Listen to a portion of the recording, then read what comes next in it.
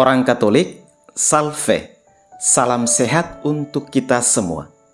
Bapak Ibu, saudara-saudariku yang terkasih di dalam Kristus, orang yang tulus hati, bersih hati, dan percaya sepenuhnya kepada Tuhan, pasti sangat disayangi Tuhan dan sesamanya. Namun itu tidak berarti dia tidak punya haters atau para pembenci. Dia tetap akan memiliki sesama yang sama sekali tidak menyukainya. Hal inilah yang dialami oleh Nabi Daniel. Dia adalah orang yang tulus, jujur, setia, saleh, dan kudus. Dia adalah orang yang sangat rajin dan setia beribadah kepada Allah. Daniel berlutut, berdoa, serta memuji Allah 3 kali sehari. Para pejabat tinggi dan wakil raja berusaha mencari-cari kesalahannya. Akhirnya, mereka sepakat membuat larangan bahwa setiap orang dalam 30 hari harus menyampaikan permohonan kepada raja dan bukan kepada dewa atau manusia. Karena tidak mendapat kesalahan apapun pada Daniel, mereka kemudian menuduh Daniel sebagai orang yang melawan Raja Darius. Daniel pun dimasukkan ke dalam gua singa. Namun, Raja Darius yang mendengar hal itu menjadi sedih dan berusaha mencari jalan untuk menolong Daniel. Bahkan, Raja Darius sangat berharap agar kiranya Allah menyelamatkan Daniel. Tak hanya itu, Raja Darius juga berpuasa dan mati raga untuk keselamatan Daniel. Ketika didapatinya, Daniel masih hidup, sehat, dan dilindungi oleh Allah. Darius pun bersukacita atas keselamatan Daniel. Sebagai gantinya, Raja Darius menghukum para penuduh Daniel dengan memasukkan mereka ke dalam gua singa dan dimangsa oleh singa galak itu. Raja Darius kemudian mengirim surat dan menghimbau rakyat-rakyatnya untuk harus takut dan gentar terhadap Allah, sebab dialah Allah yang hidup, yang kekal untuk selamanya. Pemerintahannya tidak akan binasa dan kekuasaannya tidak akan berakhir.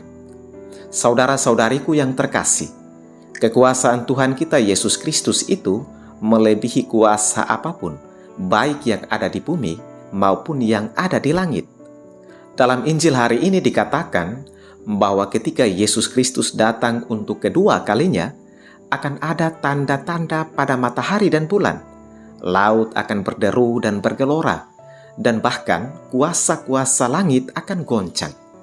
Lihat, Tuhan datang untuk kedua kalinya, dan datang dengan segala kekuasaan dan kemuliaannya.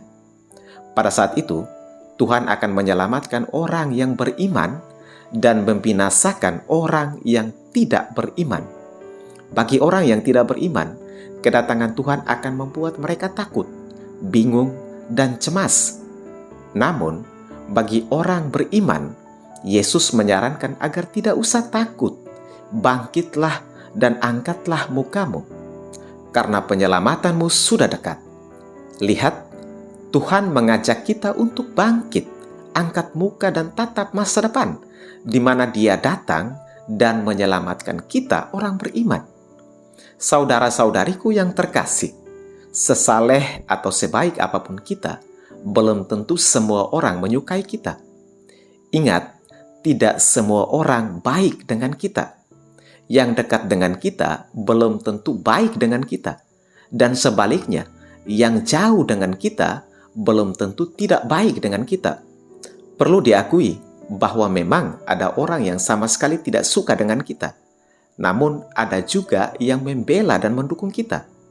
Tidak perlu kita mencari tahu siapa yang menyukai kita atau tidak menyukai kita. Jika kita tahu bahwa ada orang yang tidak suka dengan kita atau membenci kita, doakanlah dia pada Tuhan, karena kita tidak punya hak untuk membenci siapapun. Kita diciptakan bukan untuk tujuan membahagiakan manusia. Kita diciptakan untuk menyukakan hati Tuhan, untuk membahagiakan hati Tuhan, dan lebih dari itu, untuk berbahagia bersama Tuhan. Jika kita ingin selamat ketika Tuhan datang untuk kedua kalinya, maka kita perlu membangun kedekatan, keakraban, dan keintiman kita dengan Tuhan. Sebagai orang Kristen, kita perlu membangun kebiasaan berlutut, berdoa, dan memuji Tuhan setiap waktu. karena Tuhan yang kita imani akan selalu menolong kita melalui berbagai cara, bahkan melalui orang yang tidak kita duga. Karena Tuhan punya metode atau cara sendiri untuk menolong dan menyelamatkan kita. Tidak perlu kita takut untuk selalu datang kepadanya. Tidak perlu kita malu untuk dekat dengannya. Tidak perlu kita gengsi untuk menyembah dan memuliakan namanya setiap waktu. Semoga dari hari ke hari kita belajar seperti Nabi Daniel yang setia berlutut, berdoa, dan memuliakan Tuhan 3 kali sehari. Amin. Selamat pagi, selamat berkarya. Tuhan memberkati kita semua.